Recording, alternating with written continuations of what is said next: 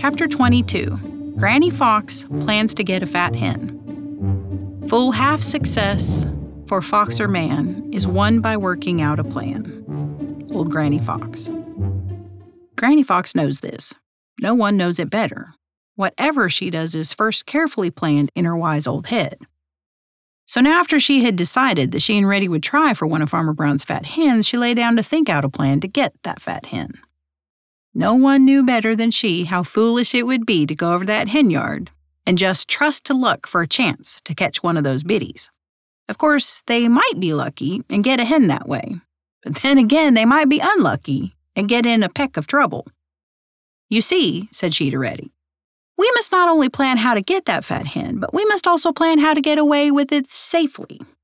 If only there was some way of getting in that hen house at night, there would be no trouble at all.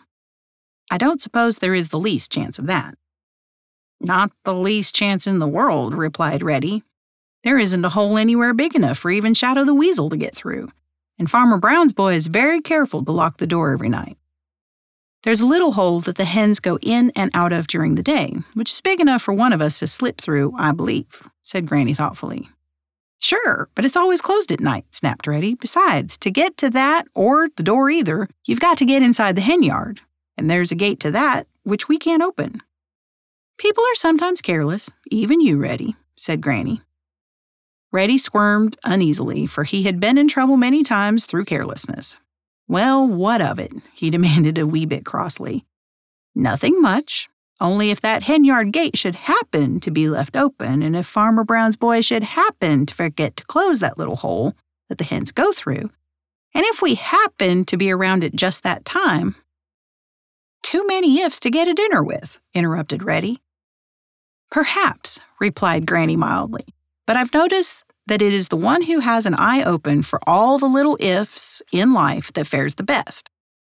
Now, I've kept an eye on the hen yard, and I've noticed that very often Farmer Brown's boy doesn't close the hen yard gate at night.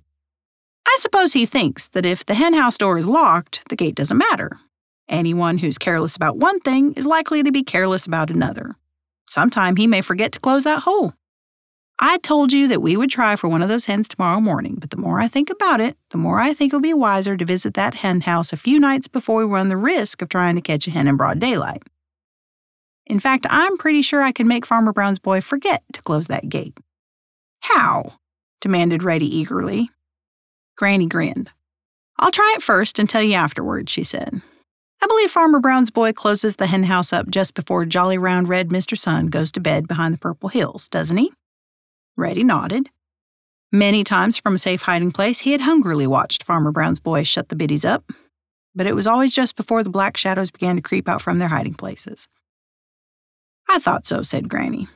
The truth is, she knew so. There was nothing about that hen house and what went on there that Granny didn't know quite as well as Reddy. You stay right here this afternoon until I return. I'll see what I can do. Let me go along, begged Reddy. No, replied Granny in such a decided tone that Reddy knew it would be of no use to tease. Sometimes two can do what one cannot do alone, and sometimes one can do what two might spoil. Now we may as well take a nap until it is time for Mr. Sun to go to bed. Just you leave it to your old Granny to take care of the first of those ifs. For the other one, we'll have to trust to luck, but you know we are lucky sometimes. With this, Granny curled up for a nap, and having nothing better to do, Reddy followed her example.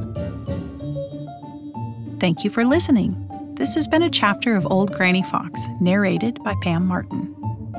Written by Thornton W. Burgess. Audio production by Wingerd Media. Please like and subscribe to be notified for coming chapters.